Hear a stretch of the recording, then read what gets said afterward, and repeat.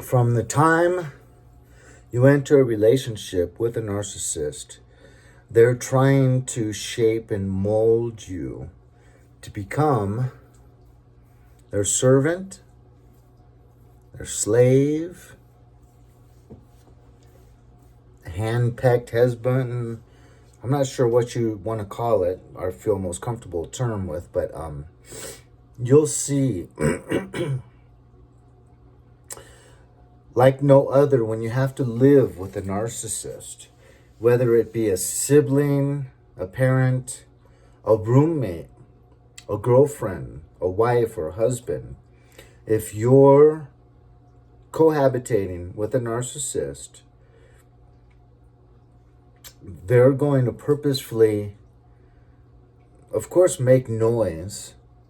If you're ever napping, they're going to wake you up. If you're ever asleep at night, when they're awake, they're going to wake you up. And they don't like to sleep at night. They don't need sleep for energy. They get energy off of empaths. So you've got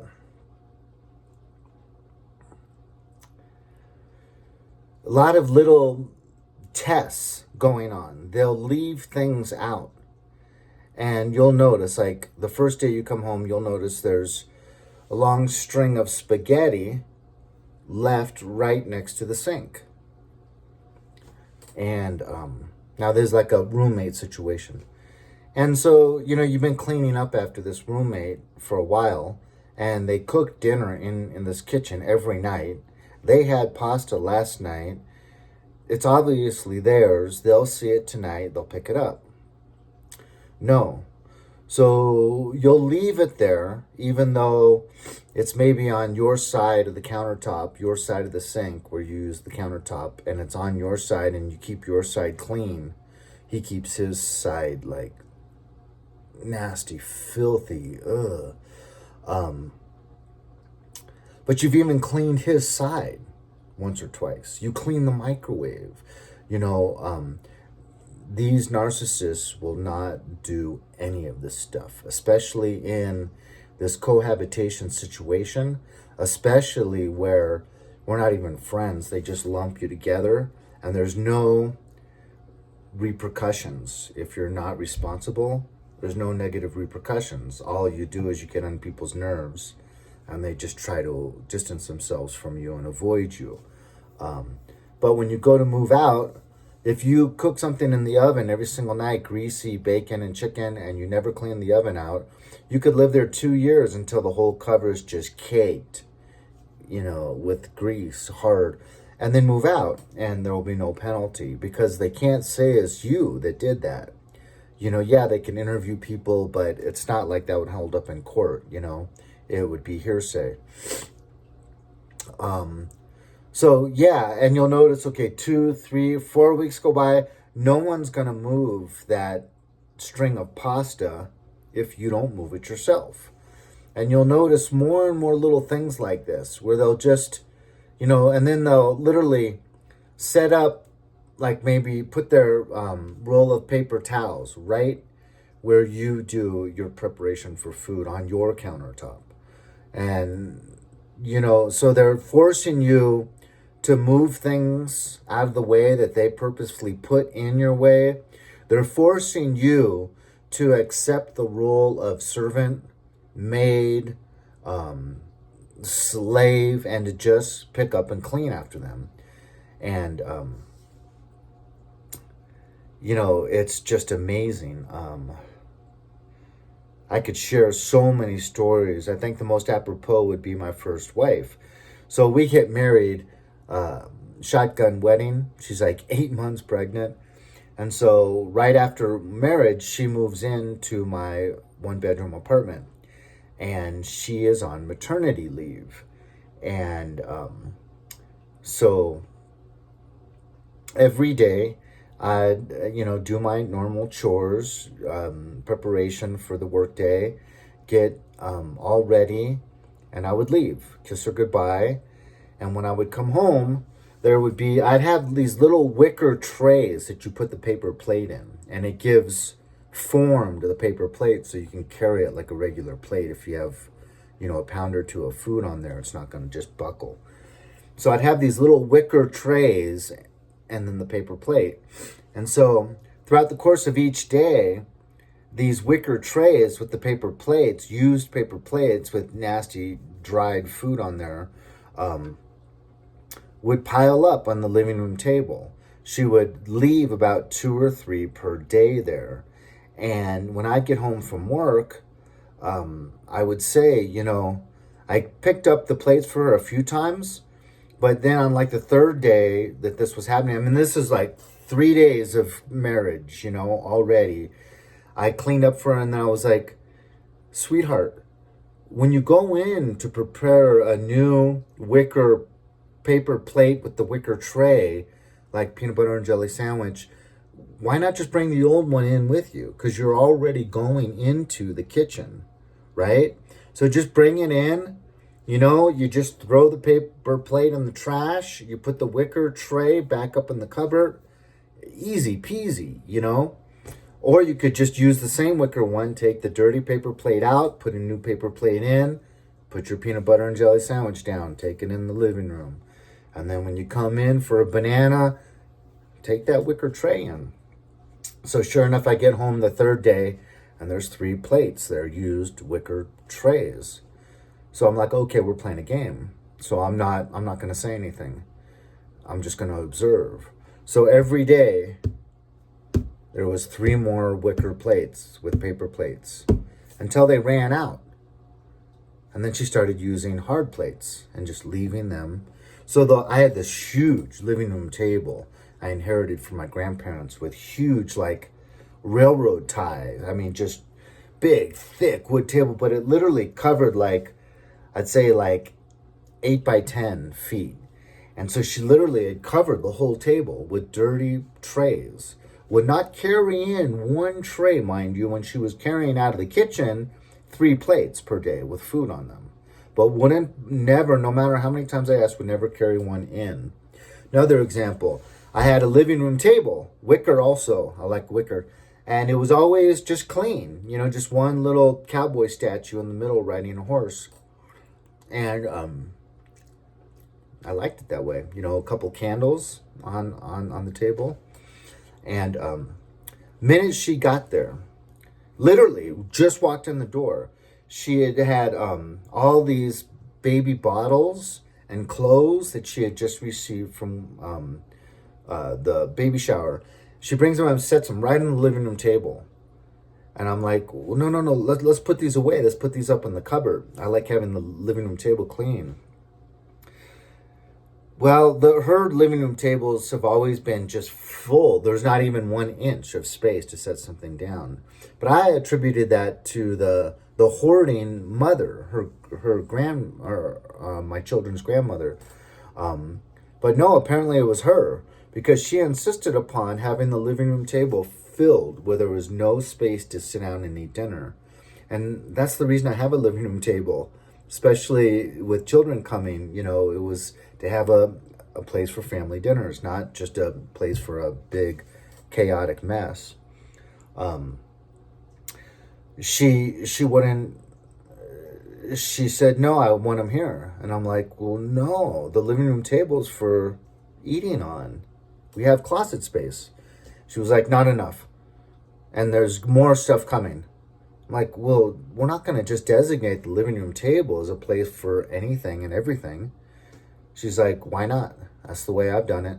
I'm fine with that. It's like, no, we got good closet space. So I got a storage unit and took half of all my stuff down to the storage unit, gave her a whole space, and these big containers of water baby milk bottles would literally weigh like half a pound, And I'm like, now you're the one that's going to be at home alone and need this stuff. So you have all this closet space. I went through days and money and time and effort to prepare half of all the closet space, all available. Just put this stuff wherever you want it, so you'll have ease of access and know exactly where it is. Wouldn't move 1 single item.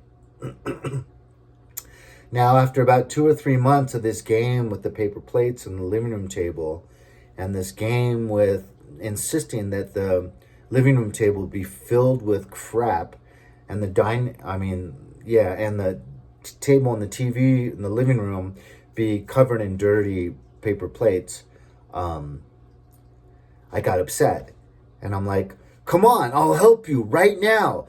It'll take 5 minutes. Let's carry this crap off of the living room table, the dining room table, into the storage space. Come on, I'll take the first one. You can take the second one. Let's go. Let's do this. And she wouldn't lift a finger. She wouldn't lift one single box. So I snapped because I'm working, I'm cleaning the apartment, and I'm dealing with someone that's passive aggressive and is going out of their way to be counterproductive and to throw a wrench in the works when we're brand new newlyweds and we have a child on the way, and you're not willing to work with me at all? You moved into my place. I have a certain way of doing things here. I've lived here for like 5 or 6 years, and you won't even try to amend me in any, not A, B, C, D, or E, not even one iota in any of those categories. But I was upset. And then she just started going, ah, ah, ah, as if someone was striking her. And she falls to the ground and then acts like she's getting kicked on the ground. So at that point, that's like 3 months into marriage, I realized this is just a game. She has no desire to have a happy, healthy family life to raise our kids in. That was a rude awakening. But, I moved into when I first moved up into Arizona, and the first guy I got was probably the most dysfunctional narcissist I've ever met. To literally, when you looked at him, you just like thought he was homeless, and you wanted to say, dude, do you need to use my bathtub to wash your face or get some of that grease out of your hair? Do you need to change your clothes? Your clothes are filthy, covered in scum. Do you need a bed to sleep in? You've got these bags under your eyes. You literally look like 3 sheets blowing in the wind. Just so needy. Right when you saw him, you were just like, this poor soul. I literally thought that a homeless guy stumbled into my apartment when I first came home and he was sleeping on the couch. He's a homeless guy. And that's all he did with a big bottle of vodka. He slept there for 2 weeks straight. Didn't get up off the couch, didn't go anywhere, just had his bottle of vodka there and would just lay on the living room couch 24 hours a day. But then he would leave junk all over the kitchen to where there was no cupboard space to prepare food. And it would go on for weeks. He was testing me, seeing how long it would take before I would just kind of crumble and clean up. So it took me over a year before I realized this, but I just load up all of his dirty dishes with food on them and put them down in the cupboards. But then he would just leave them there and he wouldn't clean them up. And you'd have maggots, you'd have all these fruit flies coming in, you'd have everything. Wouldn't do anything. I would tell management would call him. He wouldn't respond to management. Heck, I've had police and management show up at his bedroom door. He's in there sleeping. They're knocking on the door and he just ignores them and acts like he's not there or he can't hear them.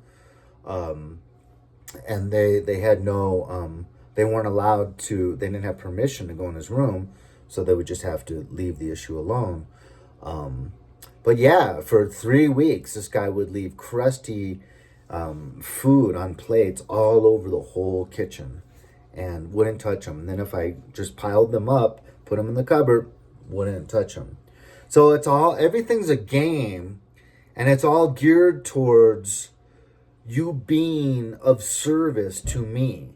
Whether I inflict pain on you or whether you just suck up my residue, all the messes I make, that's your job.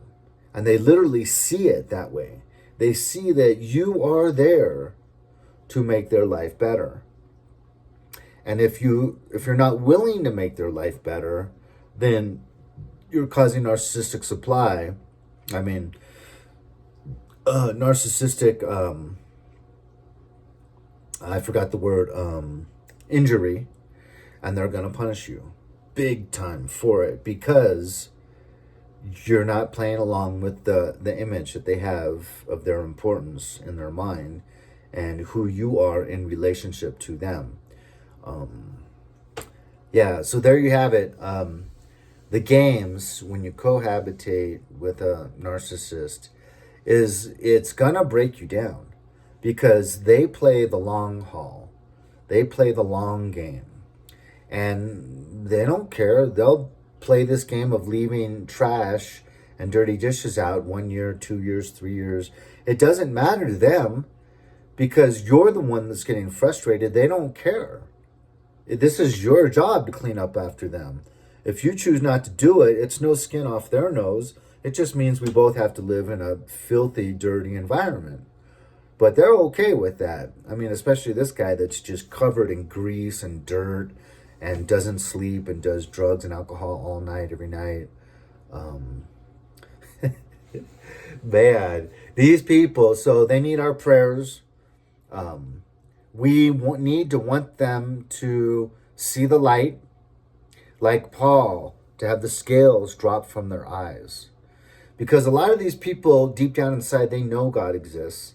They know they're running from God. They know they love their sin, and they don't want their sin to be brought out to the light. They know all of these things.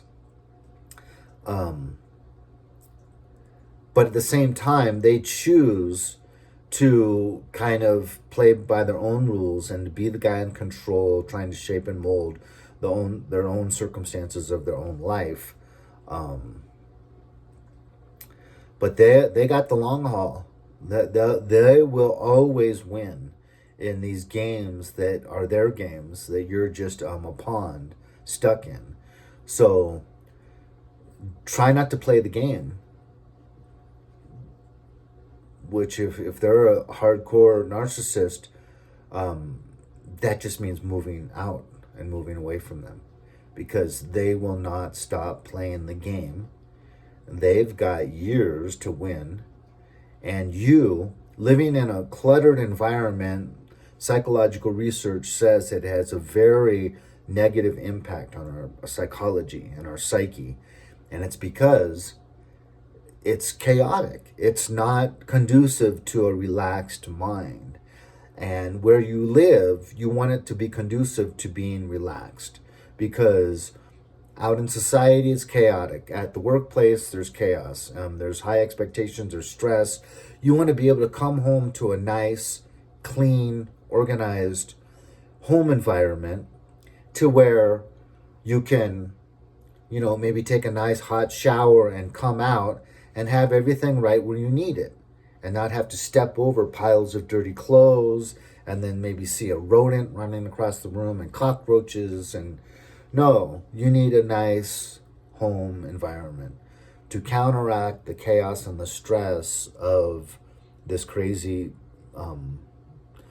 life that we have to live. So I hope that message resonates with someone. God bless you. Have a good day. And I'll make another video later.